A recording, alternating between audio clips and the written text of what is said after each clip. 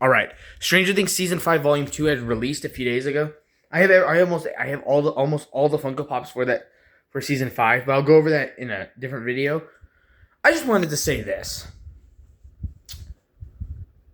A lot of the people hating on the coming out scene, a lot of them are saying they're pushing the agenda, the woke agenda. Will's been gay since the first season. And stop using gay as an insult. Alright. You're like, oh, that shit's fucking gay. Okay? Who gives a fuck? Yeah, Will's gay. Alright, he's been gay since the first season. You're like, that shit's gay. Alright? You know who else is gay? Elton John. Elton John's fucking awesome. You know who else is gay? I almost said David Bowie, but he's not. I'm pretty sure he's not. You know who else is gay? Deadpool sometimes. And that's fucking cool. That's what I want to say. Stop using gay as an insult. You're like, oh, Volume 2's fucking gay. Volume 2's fucking awesome. And this is what I wanted to say. Season 4. I just went over this to myself. Let me show more. I always say this. Season 4 is the season the Duffer Brothers always wanted to make. I surrounded this video. Look at Season 4 is the closest the show has got to a classic 80s horror movie.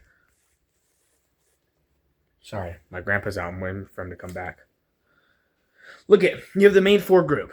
They're the nerds. A lot of 80s movie had nerds. You have Nancy. How many 80s movies, 80s and 90s movies, how many of them have that girl character that could just do anything? Look at the first 3 Chucky movies. All of them have that girl character that's just like the final girl who can just do anything. So look at Sarah Connor. That's the best example. Is Sarah Connor. Look at Sidney Prescott. Look at them. And then you have that. You have Eddie. He's the rebel. He's the punk rock. You listens to Metallica, Guns N' Roses, Ozzy Osbourne. I don't know if Black Sabbath was around in the 80s. I'm not that type of music. Honestly, I would have said Limp Bizkit. But that's not. I know Limp Bizkit's 2000s and 1999. That's just the first one that comes to mind when I think of like metal and stuff like that. But it literally proves it.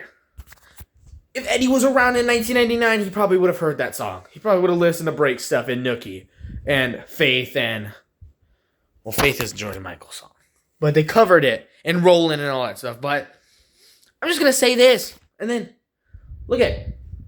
You have that. You have Argyle, the stoner. These are the 80s was the days of Cheech and Chong's next movie. Sorry, I'm blinking. How many 80s and 90s were the years of the stoners? Look at that 70s show.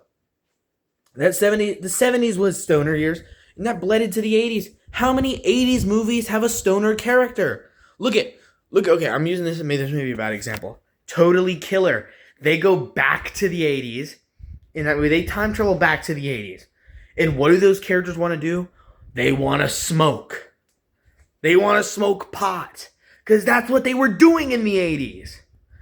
Look at Cheech and Chong, Jay and Silent Bob, Pineapple Express, Dazed and Confused. There's so many great stoner movies.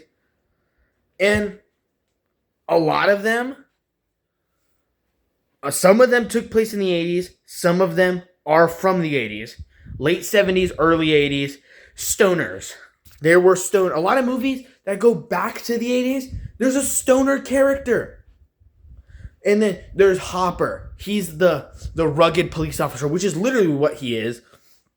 He's the rugged town sheriff. Joyce, she's just the mom. Look at Andy's mom from Chucky. That's what she is. You have Steve, he's just the cool kid. That's literally what he is. Robin, she's the band geek. It's like literally this one time at band camp. That's literally like season 4 is a masterpiece. And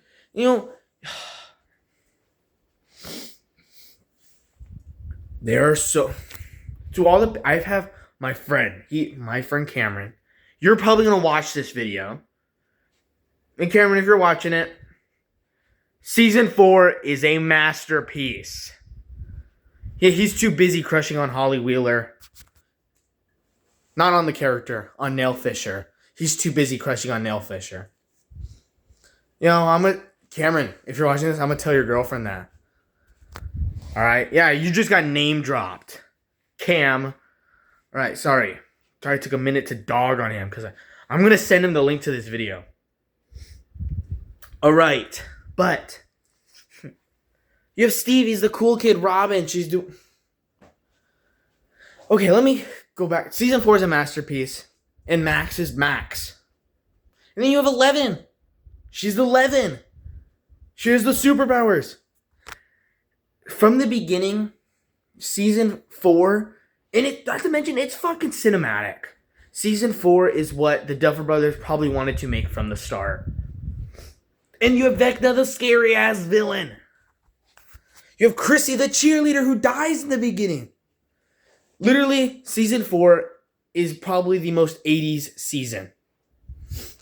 And then, okay, season 5 is the most 80s sequel. Literally, if you put like this 80s like little filter over it, that how 80s movies kind of look, it will literally look like it came out of the 80s. And stop saying, oh, they pushed the woke agenda. Who gives a shit? This channel's woke. Alright, this YouTube channel will be woke from now on. It's been woke from the start. Who gives a shit that Will's gay? He's been gay. Sorry. What the hell was that? I'm so sorry. What the fuck was that face?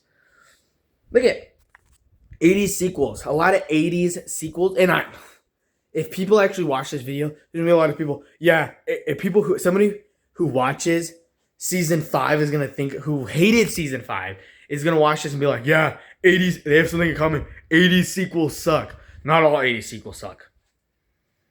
Some 80s sequels are fucking. Some sequels from the 80s are fucking amazing. Child's Play 2. Child's Play 2 might have been the 90s. I know Terminator. Am I thinking Terminator 2 was the night? Nope. Shit, Child's Play 2 was the 90s. Who gives a fuck?